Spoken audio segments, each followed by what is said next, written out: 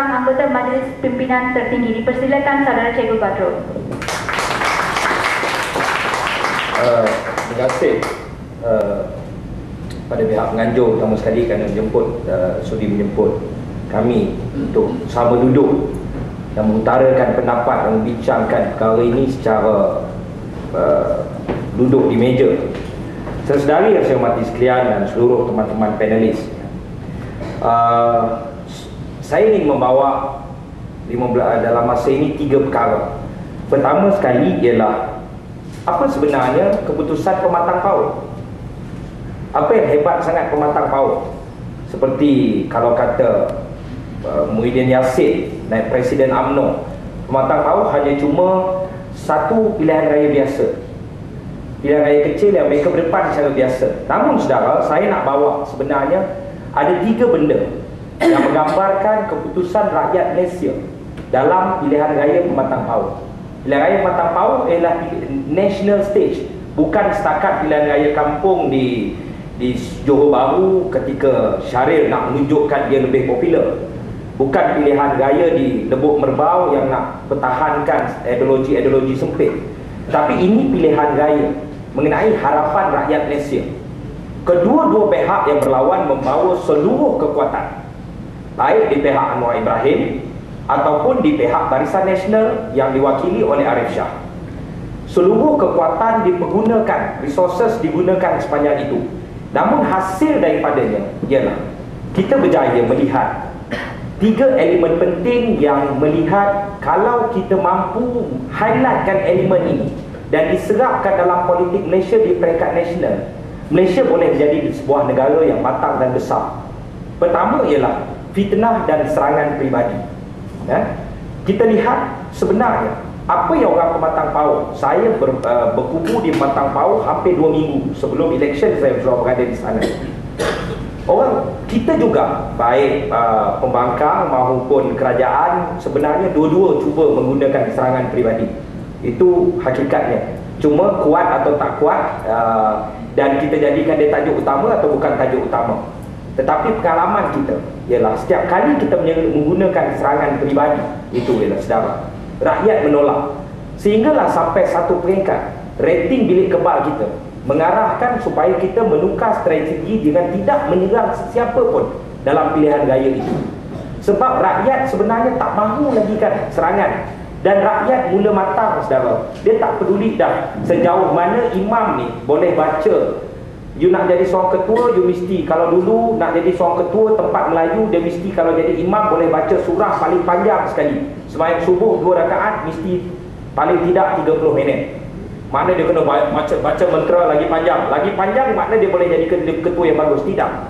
Rakyat nak tengok betul-betul agenda. Dan ini yang gagal diketengahkan oleh calon Barisan Nasional. Agenda mereka apa? Dan ini berjaya diketengahkan oleh Anwar Ibrahim sebagai calon dalam Parti Keadilan, bagi Parti Keadilan yang mewakili aspirasi rakyat pada ketika itu. Kerana itu rakyat terbeli dengan tawaran agenda tersebut, bukan tawaran serangan peribadi. Kalau kerana serangan peribadi, saudara, keadilan tidak cukup sukar untuk menjawab serangan peribadi yang mempergunakan semua benda. Menteri Kabinet, semua Menteri Kabinet, TV, apa semualah berada di matang paut ready untuk menyerang. Pertama. Yang kedua ialah pilihan raya ini ialah saudara, ialah pilihan raya paling resis sekali. Pilihan raya paling perkauman. Tidak direkodkan dalam media atau mana-mana, tetapi berlaku satu paling tidak pergaduhan dan banyak pergaduhan-pergaduhan kecil yang berasaskan kaum saudara. Seorang kaum Tionghoa, orang Cina, kebetulan bawa kereta lalu depan bilik gerakan UMNO yang dikendalikan di pejabat UMNO bahagian matang paut. Terlanggar seorang budak Melayu, traffic offence. Tetapi saudara, kertanya pecah, dia terpaksa melarikan diri kerana bila timbul jeritan orang Cina langgar orang Melayu. Begitulah sentimen panas dibakar. Masuk kampung Melayu, mereka akan tuduh orang Melayu, orang Cina nak ambil alih kuasa. Masuk kampung India, akan dibagi tahu bahawa Melayu sedang tindas India. Masuk kampung Cina, bagi tahu bahawa pasal ekstremis Islam dan sebagainya. Tetapi saudara, kita menjangkakan bilik kebal keadilan menjangkakan kita mengalami kejatuhan undi yang cukup teruk di kampung-kampung Melayu kerana kita hampir gagal untuk memainkan politik perkauman. Sebab orang Melayu pada anggapan kami satu ketika tengah-tengah kempen pilihan raya, orang Melayu sudah tentu mahu dinyanyikan dengan lagu Melayu. Namun pilihan raya tersebut kita menyaksikan ialah line pilihan raya, line kempen itu firm. Maknanya depan China, depan India, depan Melayu kita terpaksa firm. Itu arahan yang diberikan oleh Majlis Pimpinan Tertinggi Keadilan.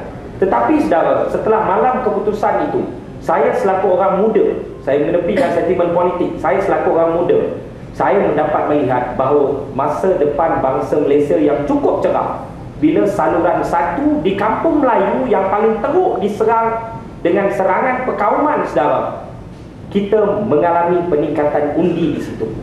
Maknanya mereka walaupun saluran satu, tetapi mula naik sedikit minda dan pemikiran mereka terbuka. Maknanya orang menolak politik perkauman. Yang ketiga, saudara, yang lebih penting ialah untuk kematangan politik kita, rakyat telah tolak politik Santa Claus. Politik Santa Claus, saudara, dia tak kisah kamu nak perintah dengan cara apa. Dia tak, ini penyakit ini dialami oleh negara-negara yang rakyatnya tidak dimatangkan dengan sistem politik. Mereka bukan lagi bersaing pada peringkat bersaing polisi, pemerintahan, bagaimana nak bawa negara. Tetapi yang mereka main ialah ketika pilihan raya, siapa bagi lagi banyak, siapa lebih besar. Saudara, politik Santa Claus ditolak secara bulat-bulat kerana khususnya apabila masyarakat Cina yang didendangkan diberi tekanan, saudara, dengan politik-politik perkauman Melayu nak ambil alih, nak menekan Cina dan sebagainya. Dalam pada masa itu masyarakat Cina diberi peruntukan bantuan sekolah Cina. Apabila perkara ini terlapor dalam media Melayu, saudara, UMNO panik. Lantas UMNO juga telah memberi peruntukan segera, kelulusan segera kepada surau-surau dan masjid-masjid sebanyak 200 dan 300 ribu.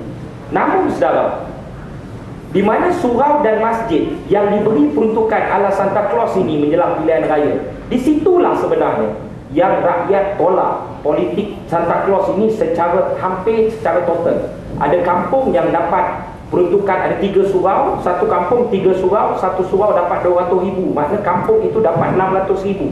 Sudah tentu seharusnya undi ke arah Barisan Nasional patut lebih tinggi, tapi disitulah penolakan ini menjadi lebih kuat, saudara.